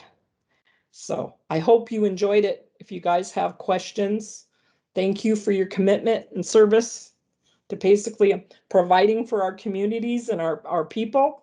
And there's my information if you need it. If any of you guys have any questions or ever need me or need TA or whatever, here I am. And I enjoyed doing this. I hope you guys got something out of it. Thank you so much, Cheryl. We really enjoyed this whole week. It's been really awesome learning a little bit more about admissions and occupancy and seeing the active participation. We did have a question in the chat that I wanted to highlight. The question was, how do you calculate the subsidy percentage on mutual help bill? The subsidy percentage, they're going to set a value of the house. And then that's a tribal determination, pretty much, what you're going to charge them. Is that what she's asking? Deborah, is Deborah in the room? Deborah Jimerson. She was the one asking that question. I'm going to allow for mics for everybody. So if you want to go ahead and unmute yourself, go right ahead. Okay. Can you hear me? Yeah. Okay. Yes, that was my question. Did I answer it? It's up to the tribe to set the value? Yes, it is. At the initial time when you make the houses, we did like 15 at a time. And when they were all built, they worked on it ahead of time, how much it costs to build them. You can't go over the TDC. And they set what the actual prices, which was actually, like in our case, way less. It came out basically for ours, where if they paid for 13 years, the max payment, and our max payment was only like $226 with an $85 admin, the house would become theirs. If they paid just the admin, they'd be in the program for 25 years. Yeah, so it's up to them. Yeah, it's up to your tribe. You determine it up front at the beginning, all of them at once. Okay. Okay. And we have one more question, Cheryl. It says, how long should an inactive/incomplete file be kept? It depends on your policy. And that's how you rate it. I think there might be something on there. If not, and you can't find it, email me and I'll try to find you a sample. Because, you can't wait forever and ever, and you should have a waitlist policy, and it should declare right in there what Okay. Well, with that being said, I want to thank everybody again for joining us in this week-long seminar. I did plug in the link for our SurveyMonkey. Feel free to give us any suggestions. We really do appreciate it, and we take it into consideration in developing new trainings for you guys. And like I mentioned in the chat, it's completely anonymous, so be as honest as you like. Our next training, guys, is on financial wellness, presented by our amazing training and development manager, Crystal Cedino. And it'll be on September 2nd at 2 p.m. Eastern Standard Time, and registration is free. You will be able to access this virtual training and any other virtual trainings on our YouTube channel, which is also plugged into the chat. Just put Native Learning Center YouTube and we should pop right up. And check out our upcoming events on Facebook, Instagram, LinkedIn, Snapchat, and Twitter, and our Hopothinga podcast on Apple Podcasts, Spotify, Google Podcasts, and Simplecast. Thank you so much, everybody, and have a wonderful day. Okay. Thank you, guys. Nice meeting you all. Hope I didn't bore you. Bye-bye. Nice work.